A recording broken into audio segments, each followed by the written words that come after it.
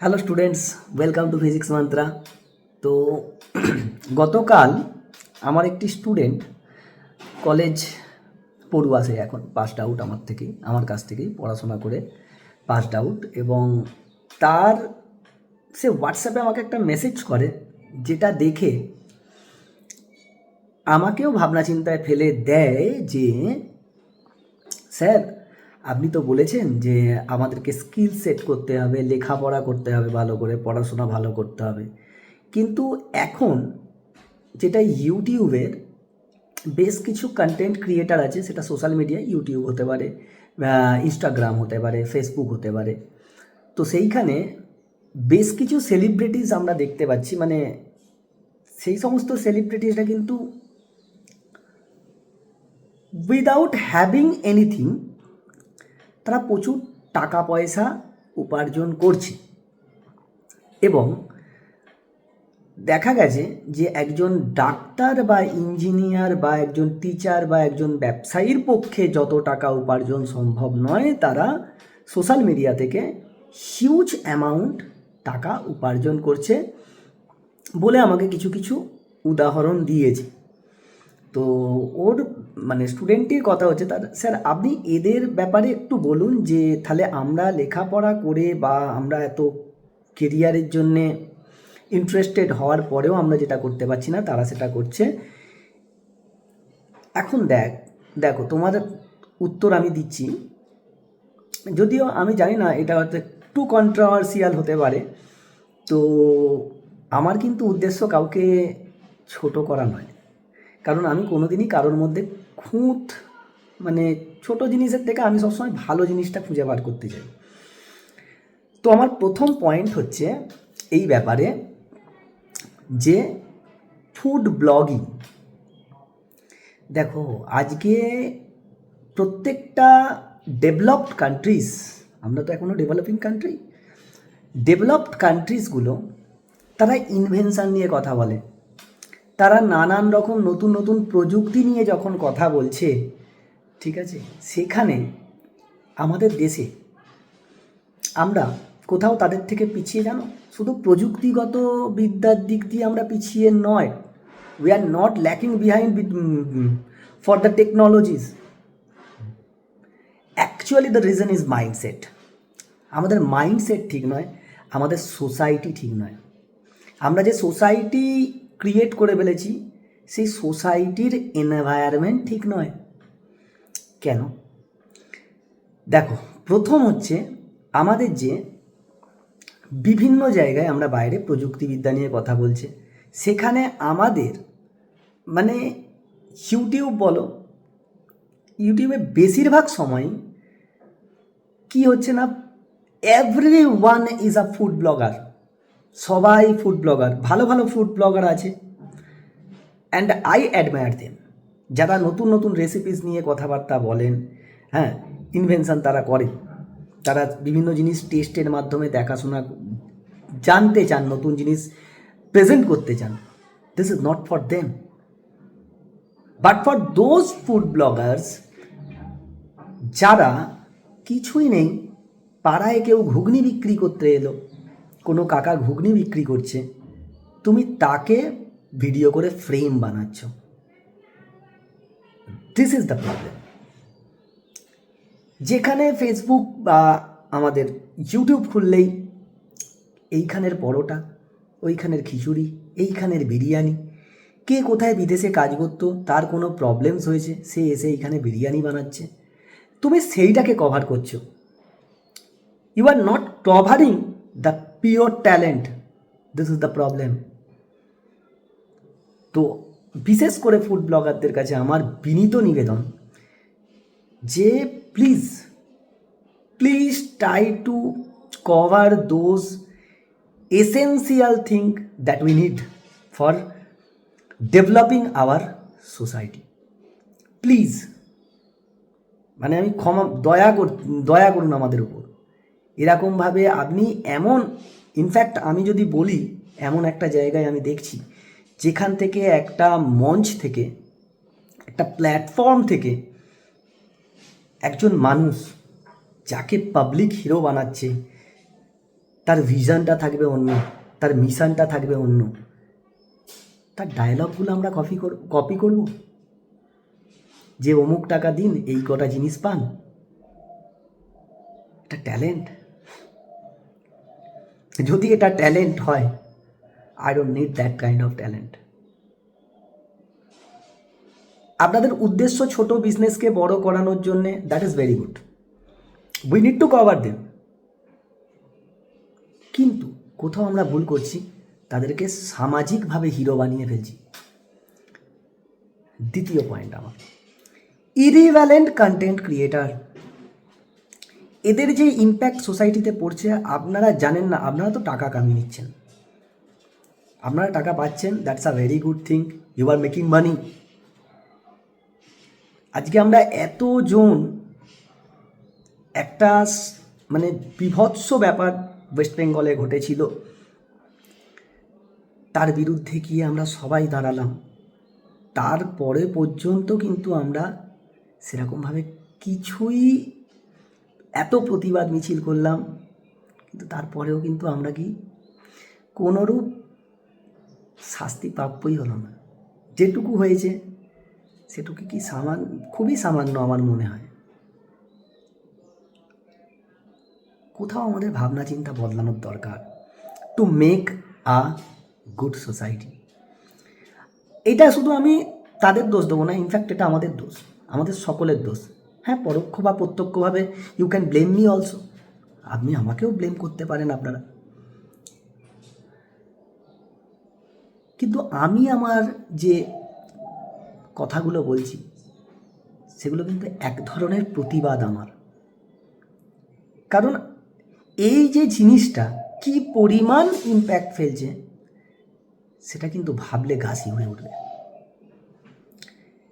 ইরিভ্যালেন্ট content ক্রিয়েটাররা কি করছে? To make money they are ready to face any kind of situations. মানে আমি যেটা বলতে চাইছি, খোলাখুলি আমি একজন শিক্ষক মানুষ হয়ে এটা বলতে পারবো না। অর্ধনগ্ন অবস্থায় ভিডিও বানানো, যারা ইয়াং জেনারেশান, যারা আপকামিং জেনারেশান, তাদের উপর কী ইম্প্যাক্ট পড়ছে আপনারা বুঝতে পারছেন? আর তাদেরকে আমরাই ফেমাস বানাচ্ছি। থার্ড অ্যান্ড মোস্ট ইম্পর্টেন্ট, আজকে কিছুদিন আগে আমরা দেখলাম এই যে সময় রায়না আর আমাদের রণবীর এলাহাবাদিয়া, এদের একটা শোয়ের জন্য, সেই শোতে যেটা ওনারা করেছেন দ্যাটস আ রং থিং। আর আমি এই ব্যাপারে কোনো সিম্প্যাথি ক্রিয়েট করে আমার চ্যানেলকে বড় করতে চাই না, this is not my vision, আমার ওরকম কোনো ইচ্ছা নেই। কিন্তু ব্যাপার হচ্ছে আজকে আমরা তাদের এগেনস্টে যেটা করছি, that's a very good thing. তোমরা আমায় বলো, এমন কোনো জিনিস হতে পারে কি যেটা আমরা ইন্টারেস্টেড না? আমরা ইন্টারেস্টেড বলেই তো দেখছি, আমরা দেখছি বলেই তো তাদের চলছে। So why we are watching that type of contents. তাহলে যদি তারা ভুল হয়, তাদের এগেনস্টে আমরা যেতে পারি। আমি বেশ কিছু ব্লগারদের নাম বলবো, যারা প্ল্যাটফর্মে এসে বিভৎস ভাষায়, অকথ্য ভাষায় গালাগাল করে। দে আর অলসো, তারাও কিন্তু কোনো দিক থেকে সমাজ বিরোধীমূলক কাজই করছে। কারণ তার ইম্প্যাক্ট একটা স্টুডেন্টসের উপরে পড়ে।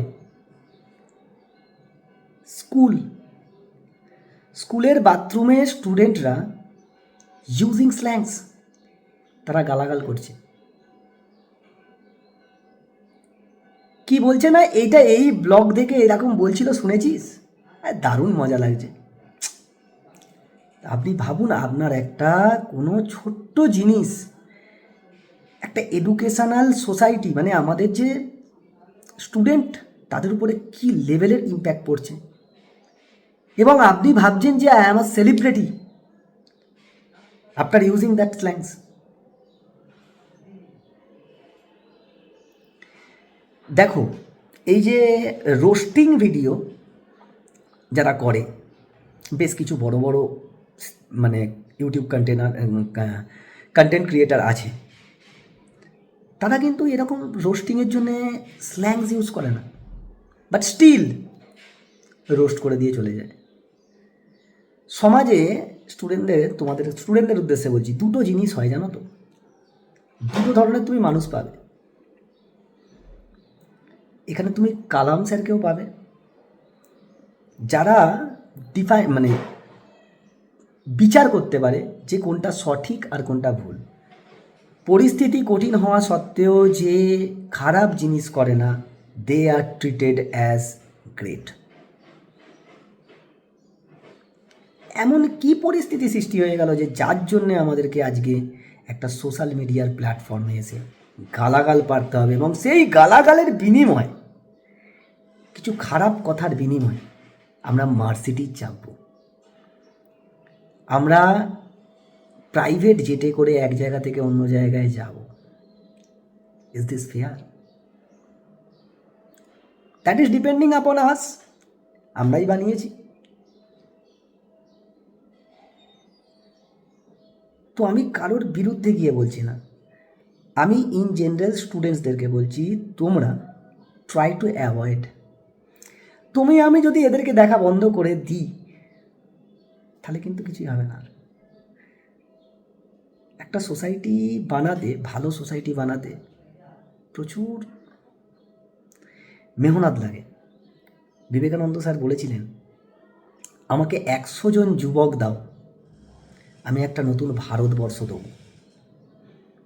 আমরা তাকে 100 জন সেই রকম যুবক দিতে পারিনি।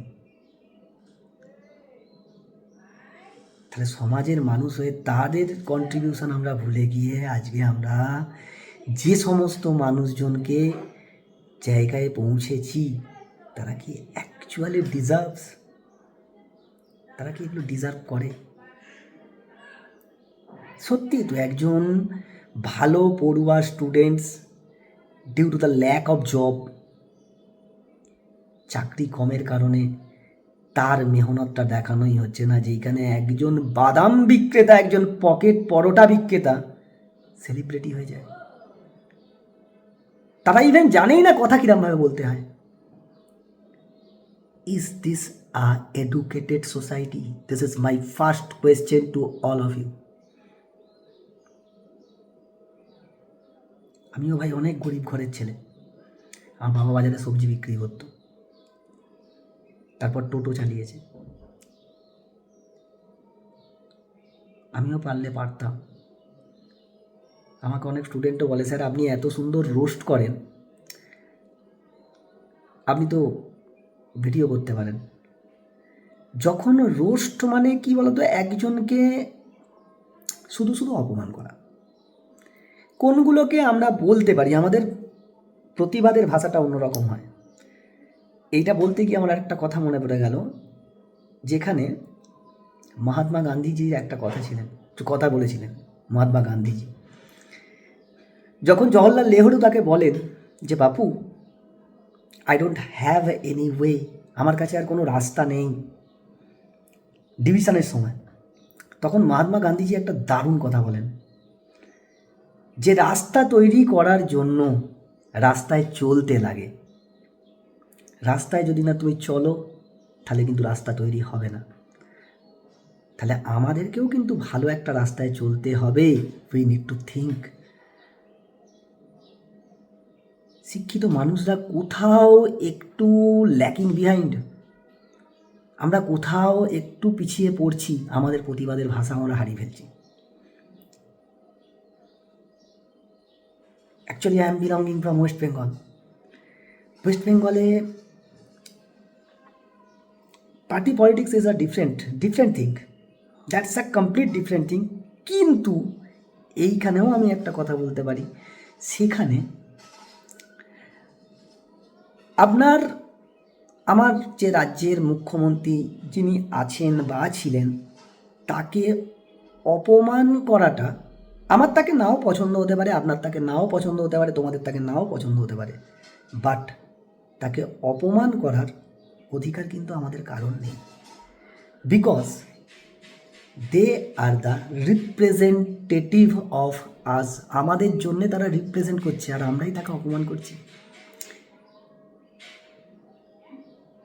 এখন তো একজন মহিলা মুখ্যমন্ত্রী আছেন আমাদের রাজ্যে, তাকে পোশাক নিয়ে বলা হয়, তার পোশাক নিয়ে তাকে বিদ্রূপ করা হয়। Is this fair? ফেয়ার না। তিনি যাই করুন, ওনার ব্যক্তিগত কিছু এজেন্ডাস থাকতে পারে, তার কিছু কারণ থাকতে পারে, কিন্তু তা বলে একজন মানুষকে কিন্তু এরকমভাবে অপমান জনসমক্ষে, সেখান থেকে আমাদের ভবিষ্যৎ প্রজন্ম কি শিখছে? কোথাও কি পার্সোনাল অ্যাটাকটা একটু বেশি হচ্ছে? যদি রণবীর এলাহাবাদিয়া আর সময় রেনা তাদের বিরুদ্ধে যদি অভিযোগ উঠতে পারে, তাহলে আমার মনে হয় যারা ইরিভ্যালেন্ট কন্টেন্ট এবং বাজে কন্টেন্ট ক্রিয়েট করে আমাদের সমাজকে অন্য দিকে চালিত করার চেষ্টা করছে, তাদের বিরুদ্ধেও অভিযোগ ওঠা দরকার। তাদের বিরুদ্ধেও আমাদের অভিযোগ ওঠা দরকার। স্যার, সোসাইটি একটা বিরাট বড় জিনিস। Alone we can do so little, alone we can do so little, together we can do so much. What a line that was told by Helen Keller. আমরা একা কিছু করতে পারবো না, আমরা যদি সবাই মিলে করি তাহলে কিন্তু অনেক কিছু করতে পারবো। দ্যাটস আ হিউজ লাইন, যেটা আমরা ভুলে যাচ্ছি। আস্তে আস্তে আমরা সব এইসব থেকে দূরে চলে গিয়ে একটা সোসাইটি তৈরি করছি যেখানে স্টুডেন্টদের উপরে শুরু করে প্রত্যেকটা মানুষের উপরে কিন্তু বিশাল ইম্প্যাক্ট পড়ে যাচ্ছে।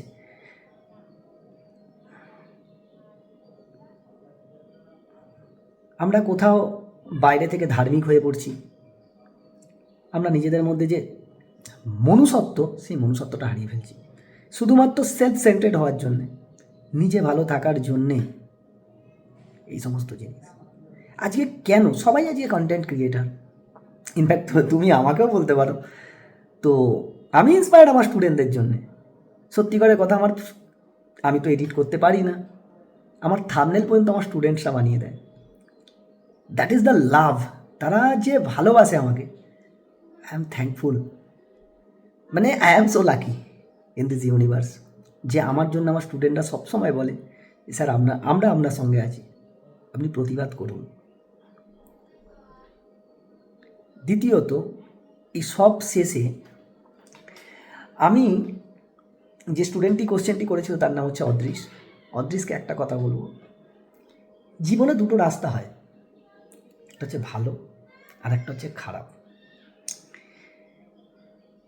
বাল্মীকি প্রথমে দস্যু রত্নাকর থাকলেও পরে কিন্তু তার বাল্মীকি হওয়ার সুযোগ ছিল। তো তোকে ডিসিশান বা তোমায় ডিসিশান নিতে হবে যে তুমি ভালোর জন্যে খাটবে না খারাপের জন্যে খাটবে। এবং শুধু ভালোর জন্যে খাটা নয়, খারাপদের বিরুদ্ধে গিয়ে লড়াই করার একটা বিরাট বড় art, and we need to do that. না হলে কিন্তু আমাদের সমাজ শেষ হয়ে যাবে। পৃথিবীতে মানবিকতা, মানসিকতা যেদিন উঠে যাচ্ছে, আস্তে আস্তে উঠতে চলেছে। বিশ্বাস করো, এইগুলোকে আমাদের ধরে রাখার জন্যে আমাদের কিন্তু ফাইট করতে হবে। লাস্ট একটা কথা বলবো, I don't want to be a strong hero. I don't want to be a strong hero who can save the society. I don't want to be a strong hero who can save the society. I just want to save myself. That was told by Gao Xingjian. আমি শুধু hero হওয়ার জন্য এখানে আসিনি, আমি আমার নিজেকে save করার জন্য এসেছি।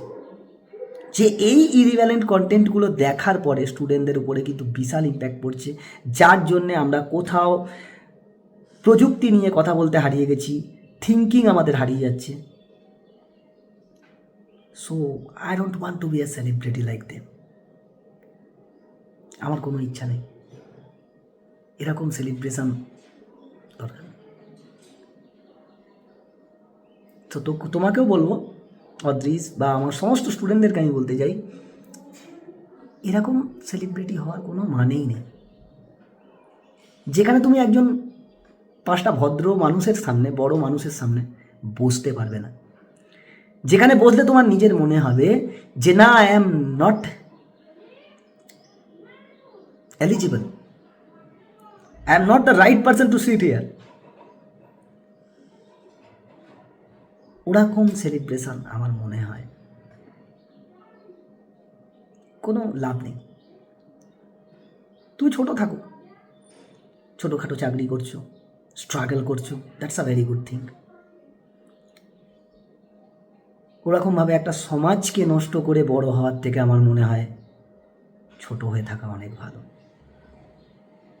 তো থ্যাংক ইউ। আর তোমরা কমেন্ট সেকশানে জানিও যে তোমাদের মন্তব্য কী। আমি কিন্তু অপেক্ষায় রইলাম তোমাদের মন্তব্য কী, যে সোশ্যাল মিডিয়া আমাদের উপরে কীরমভাবে, সোশ্যাল মিডিয়া না, social media is not a bad thing, you can showcase your talent, তুমি তোমার ট্যালেন্টকে শোকেস করতে পারো, কিন্তু ট্যালেন্টের নামে এই যে নগ্ন রূপটা আমরা সমাজের দেখছি, সেটা কতটা প্রভাব ফেলছে তার মন্তব্য তুমি কমেন্ট সেকশানে জানিও। And thank you. আবার দেখা হবে নতুনভাবে অন্য কোনো টপিকের উপরে। আপাতত ধন্যবাদ, নমস্কার।